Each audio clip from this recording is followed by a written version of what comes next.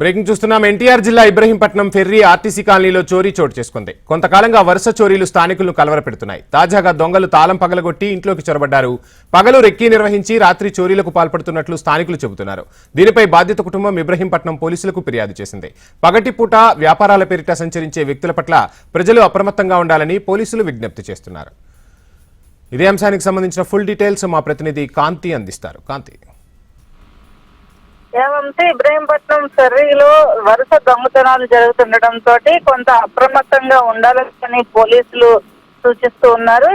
Ibrahimpatnam ferry పక్కా పథకం ప్రకారం ఒక దొంగతనానికి దొంగలు పాల్పడ్డారు. వృద్ధ దంపతులని టార్గెట్ చేసుకుని నగలు లూటీ చేస్తున్నారు. అయితే తాళం వేస్తున్నటువంటి గదిని పగలకొట్టి ఇంట్లోకి ఈ దొంగల ముఠా చొరబడినట్లుగా పోలీసులు గుర్తించారు.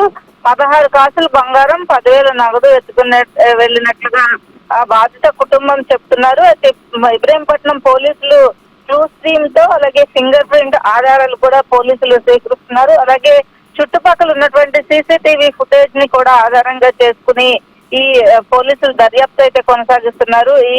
మొత్తంగా ఈ చోరీలో 4 వ్యక్తులు ఉన్నట్లుగా సీసీటీవీ కెమెరాస్ లో రికార్డ్ అయినటువంటి దృశ్యాలను బట్టి తెలుస్తా ఉంది. అయితే పగలపూట మార్కెటింగ్ పేరుతోటి వచ్చి వారు రెక్కీ నిర్వహించినట్లుగా పోలీసులు అయితే ప్రాథమిక సమాచారం వరకు సేకరించారు. అయితే ఈ వరుస దొంగతనాలు పాల్పడుతున్న నేపథ్యంలో ప్రజలు కూడా అప్రమత్తంగా ఉండాలని చెప్పి పోలీసులు పదే విజ్ఞప్తి చేస్తూ ఉన్నారు. మార్కెటింగ్ పేరుతోటి అలాగే ఇళ్లలో ముసలి వాళ్ళు ఎవరైతే ఉంటారో వారినే ప్రధానంగా టార్గెట్ చేసుకుని దొంగతనాలకి పాల్పడుతున్నట్లుగా ఈ ముఠా అంతా కూడా ఇబ్రహీంపట్నం పరిసర ప్రాంతాల్లో వరుస దొంగతనాలకు పాల్పడుతున్నట్లుగా గుర్తించారు. వంశీ.